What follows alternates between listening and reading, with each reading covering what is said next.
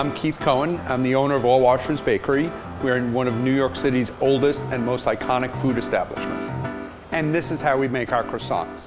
I want to take this opportunity to introduce Youssef. He is our croissant master. Here in our giant mixer, we're going to add flour, milk, salt, sugar, milk powder. He adds milk powder because it's dehydrated, so it acts more as a solid.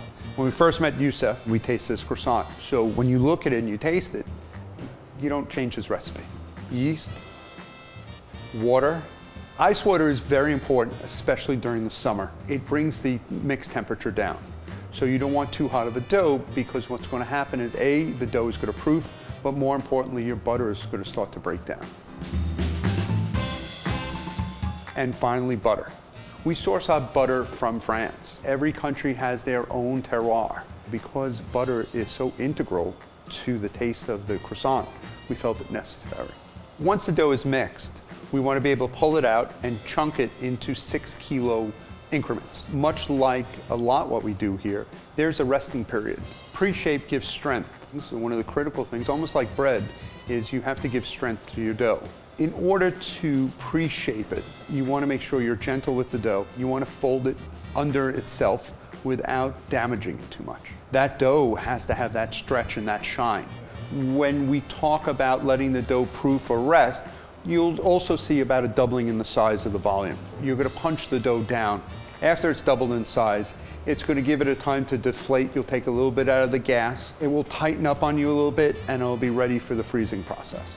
During the freezing process, because we're not doing blast freezing, the dough is still fermenting, which is also very important. One of the keys to croissants are there's not only butter in the dough, but there's butter that gets laminated into the dough. So you're putting dough with butter sandwiched, and then you are passing it through a sheeter, which stretches out the dough and makes it a little bit thinner. Again, what you're looking for is that layered effect. The way you're able to do that is through folding the dough again and then turning it. So it becomes exponential. Don't hold me to my math, but once you have 4 layers, your next set you will probably have somewhere around 16 layers. And the sign of a good croissant is you should be able to see the laminates. Once it's finalized sheeting, it's now ready for cutting. So we have to have a 10-foot table now so we can lay out the entire sheet. And again, it is about the timing.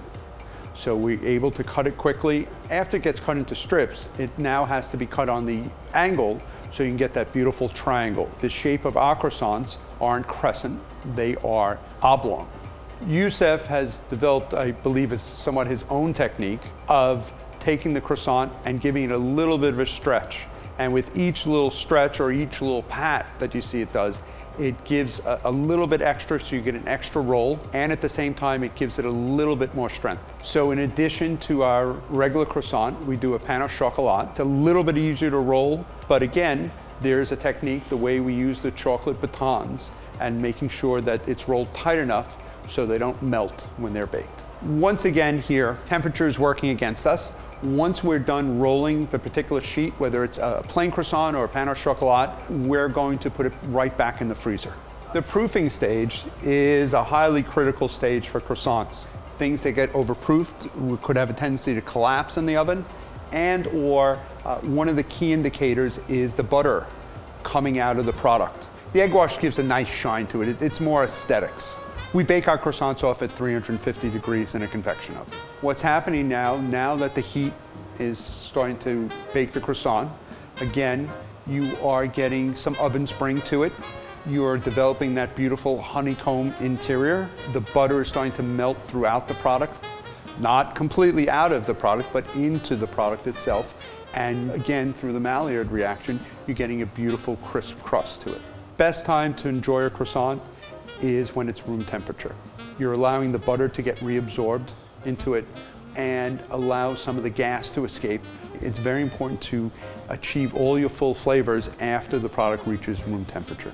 When you cut it open, you'll see this beautiful honeycomb interior, and that is really one of the keys to a great croissant. On a well-baked croissant, you should have a beautiful crackle to the crust, and you should have a soft and supple interior, and the butter, if it's high quality, should taste very, very neutral. To me, croissants are the epitome of French baking, and that is how croissants are made.